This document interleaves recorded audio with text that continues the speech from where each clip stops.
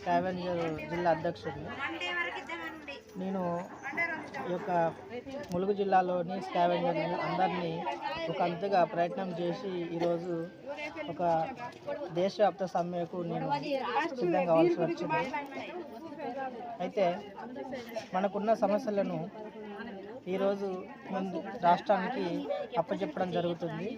ఈ స్కావెంజర్లను ఒక స్కీములా కాకుండా ఒక పారిశుద్ధ్య కార్మికులుగా నియమించి వారికి ఒక పారితోషికం ఇవ్వాలని మేము కోరుకుంటున్నాం. అదేవిధంగా రాష్ట్రం లోపల 20,000 మంది స్కావెంజర్లు ఒక పేరు కాకుండా చాలా పేర్లు వారిని బట్టి పిలుస్తున్నారు.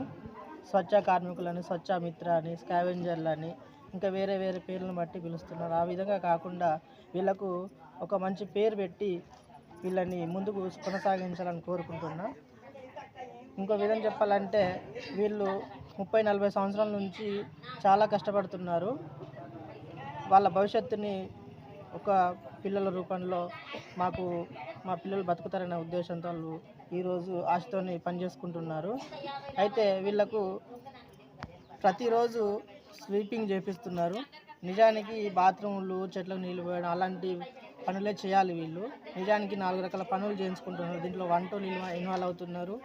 ఇటు మన బాత్రూమ్లు కడగడం, చెట్లకు నీళ్ళు పోయడము, స్వీపర్ లెక్క ఇట్లా క్లీన్ చేసుకోవడము, బెల్లు కూడా కొట్టుతున్నారు అటెండర్ లెక్క. మరి ఇన్ని రకాల పనులు చేయించుకొని పిల్లల సంఖ్యను బట్టి వేతనం ఇస్తున్నారు. ఇది ఎంతవరకు కరెక్ట్?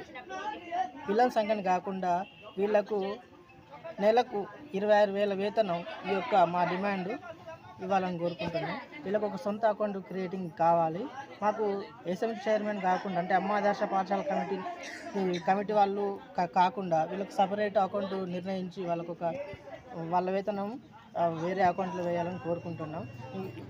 ఇక ముందు చెప్పాలంటే ఎస్ఎంసీ చైర్మన్లు ఈ యొక్క హెచ్ఎంలు కానీ వీళ్ళు సంతకాలు చేయడానికి చాలా ఇబ్బంది పెడుతున్నారు చెక్కులో. మరి చెక్కులో ఇప్పుడు చైర్మన్ వారం రోజులు, నెల రోజులు తిప్పించుకుంటే వాళ్ళకి వచ్చేదే రోజుకి వచ్చేసి 200 రూపాయలు, 250 రూపాయలు. అదేదో బయటకు పనికి పోతే వాళ్ళకి వస్తాయి కదా. మరి వీళ్ళని ఎట్టి దగ్గర చేయించుకొని ఏం లాభం? మీరు ఒకసారి గమనించాలని మీ అందరం కోరుకుంటున్నాం. అలాగే ఎమ్మెల్యే సీతక్క గారిని, అలాగే ముఖ్యమంత్రి వర్యులు రేవంత్ రెడ్డి గారులను కూడా మేము ఒకటే వేడుకుంటున్నాం. రాష్ట్రం లోపల 20,000 మంది ఉన్నారు ఇలాంటి వాళ్ళు.